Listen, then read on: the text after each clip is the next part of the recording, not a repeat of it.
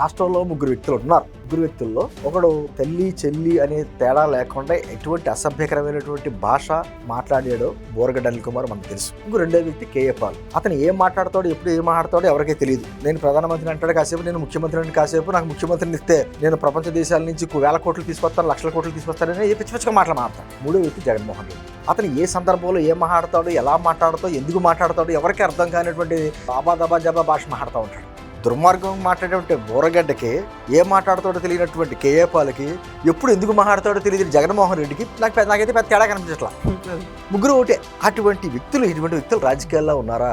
ఈ రోజున ఇటువంటి పరిస్థితులు కలవడానికి నువ్వు చేసిన గత 5 సంవత్సరాలు చేసినట్టు తప్పుడు పనులు. ఈ రోజు మిర్చి రైతుల గురించి కార్యక్రమం వచ్చింది కదా, సరే నువ్వు ఏమైనా కేంద్రంలోకి వెళ్ళి మంత్రులతో కలిసి మా రాష్ట్రంలో మిర్చి రైతులకు న్యాయం చేయడం ఏమైనా అడగగలవా?